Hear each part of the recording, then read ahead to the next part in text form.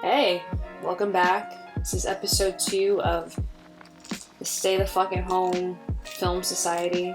Is it Stay the Fuck at Home or Stay the Fuck Home? Stay the fuck at home. No, I think it's Stay the Fuck Home, right? Stay the Fuck Home Film Society. Just some things to get out the way. Like, this is like a bare bones production. Like, what you see is what you get. Keeping it real. Like, we're quarantined. Like, there's no hair and makeup department right now. I'm wearing the same shit I wore last episode because guess what? We shot episode 1 before we went to bed, and we woke up, shot episode 2. Like, we out here. Bonnet, outdated shirts, like, we out here. Last episode, it was for us millennials, you know, a little nostalgia. This one, it's nostalgic for, like, your parents or grandparents. For, like, your the baby aunts, boomers. your uncles, you know, all the boomers out there. Straight classic. New York.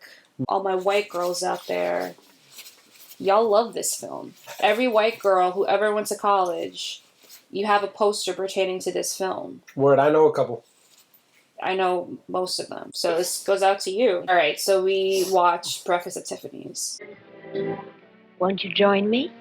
It's going to be hard for me because I can't say the word breakfast. You said it. I said breakfast. Oh, it sounded good to me.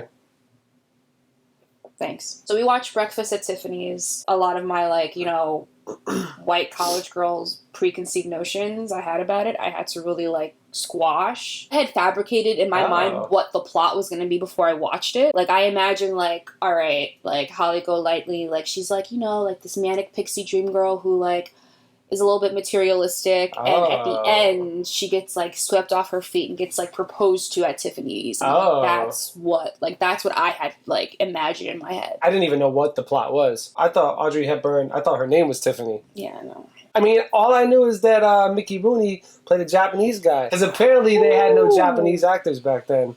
That's a fact. I think he was Japanese. His name was Yomayoshi, I think. Sounds Japanese.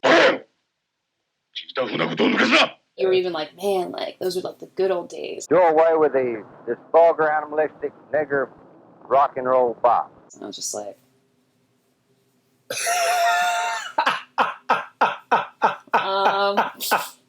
I feel like we have to approach it through a 2020 lens. This is 2020. This is 2020. This is 2020. I'm Barbara Walters, and this is 2020. We have to confront head on, like, the problematic parts of this movie. We touched upon Mickey Rooney. Miss Golightly, this time I'm warning you. That shit was painful to watch. All right, opening scene is incredible. Start with Moon River. Yeah. Top movie song of all time for me. I love that song. Two drifters off to see the world. There's such a lot of world to see. First minute or so, absolutely breathtaking. I don't think she finished her bear claw that she was eating, which was disturbing to me. You automatically are snapped out of the, like, romanticism of it by, like, this guy, like, harassing her at the door, and then Mickey Rooney being, like, incredibly racist. You want to do an impression of it, or? Are you kidding me? No, you're good. You're good. So that was bullshit. Spoiler alert, but, like, hate to break it to you, but there aren't any black people until Holly Golightly goes to Sing Sing. There was one black man at the party scene. I don't think so. He had a perm, though.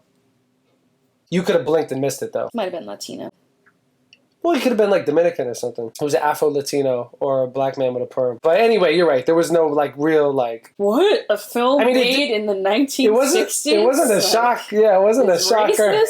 Oh, shit. But in terms of, like, from a feminist standpoint, the first half of the film, like, I was riding with it. Like, Holly was, like, fucking independent as fuck. Just the way that she asserts herself. She's effervescent. She's assertive. She whistles like a fucking referee to get the cab. Just that classic New York. That she was that bitch. Like, she really was. I was just rubbed the wrong way by the second half of the film and how they needed to, like, have a foil. They needed to, you know, show her vulnerability. The way that they did that, I guess it was within the, like, those outdated confines of the 60s. You have to look at it, relatively. But it was just, like, painful to watch. One thing that I did find powerful about Audrey's performance, it was just like layered. Like you could tell she put in the work. Just me from like an acting standpoint, like she did her thing. Like it was incredible. I don't know. I mean, I guess the second part of the film could have been pulled off differently, but I do like the fact that we saw those layers like peel away. So are you saying that you just didn't like the way they peeled back the onion? What I'm asking is like, how do you wish they had handled it in the second half? Like, everything you're saying is valid, and I agree with you. I think just looking at it through a 2020 lens, 2020. it just rubbed me the wrong way. Like the Lula May shit. I mean, you could see Paul, like the wheels were turning and everything. Sidebar, Paul, we don't deserve Paul. No, I'm going to buy you a present. He's an incredible person. His level of patience as he's being manipulated by, like, fucking Holly, like, Jesus Christ. Such a good guy. But anyway, I think it makes it more fucked up that it's kind of, like, glossed over the fact that she's, like, a child bride. And just, like, kind of seeing how everyone is, like, processing this and is not, like, horrified, I think that makes it fucked up. Like, I don't even think Holly is aware of how much she's been traumatized. The disconnect between today and back then actually serves the film in a sense, and it makes it way more darker than maybe they intended. Maybe they were like really hip to it and, you know, agree with us in terms of like, this is fucked up. Maybe they didn't, but I just was not anticipating the second half of the film to necessarily go down that way. I thought it was going to be like a light kind of like romp and like, oh yeah, we've got the party scene and like this is fun and everything, and like, oh, obviously, you know, like they love each other, but they're two, like, she's got her sugar daddies, he's got her sugar mama. But I was not anticipating it to, like, get that deep at all. I mean, hey, that's great, you know, it's humbling for me because I thought I had this movie pegged, but it's real, you know? So what do you think in terms of top performances?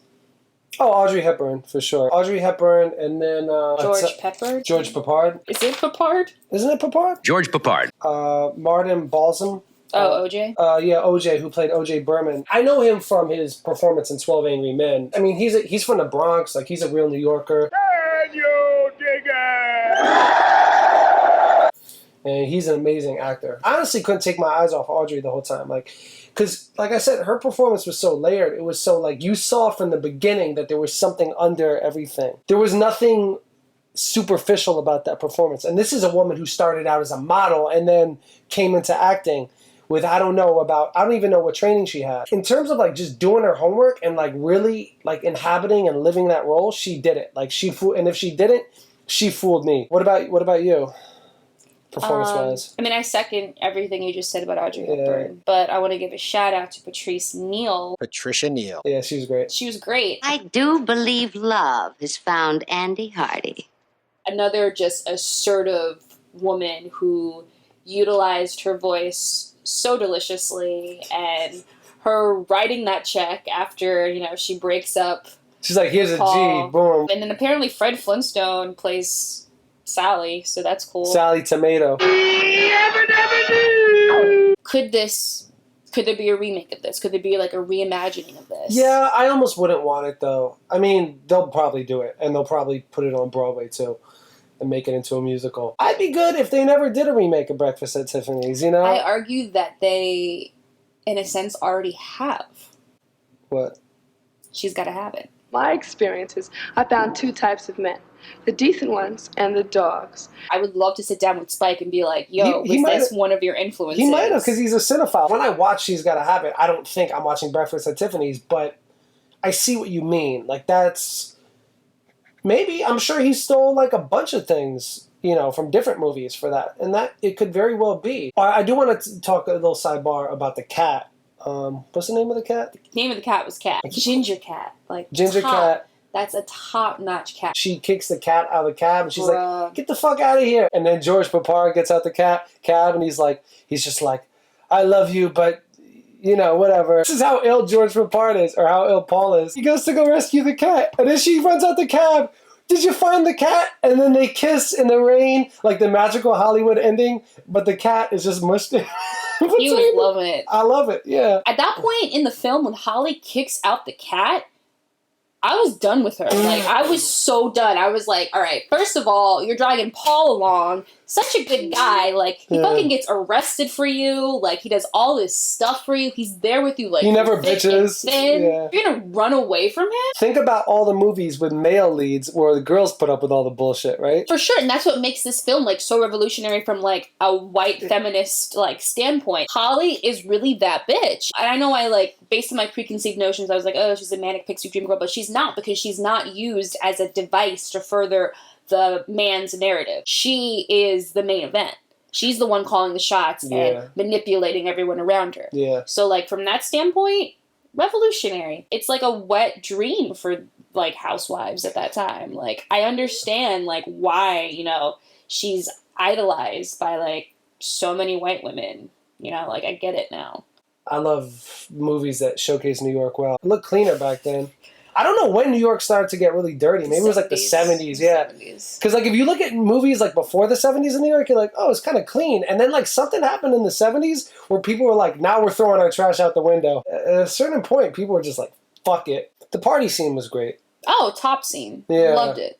So much fun. Yeah. Anyway, and the chick like laughing and crying in the mirror, like some things like never change in terms of New York. There's always like that chick at the party who's just like way too wasted. The buzzers, the utilization of the buzzers, the incessant like buzzing, and like the neighbor who's pissed at you for like, yo, like I'm tired of buzzing you in all the fucking time, like get a key. Like some of those things like don't change, and like it's like that stuff. It was like, all right, like yeah, that's New York. Anyway, you want to rate it?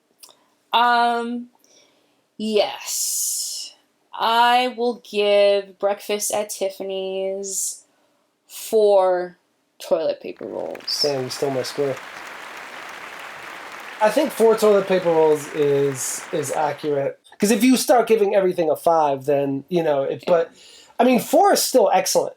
Like, 4 is an excellent, I mean, 3 is even good, you know? I can tell why this is such a remembered film. It's always going to be a timeless film. I thoroughly enjoyed it. I'd watch it again. Yeah. Yeah. Good film. Yeah. Cool. So thank you for stopping by, and stay the fuck home. Yellowface is bad. Leave the yellow makeup in the drawer.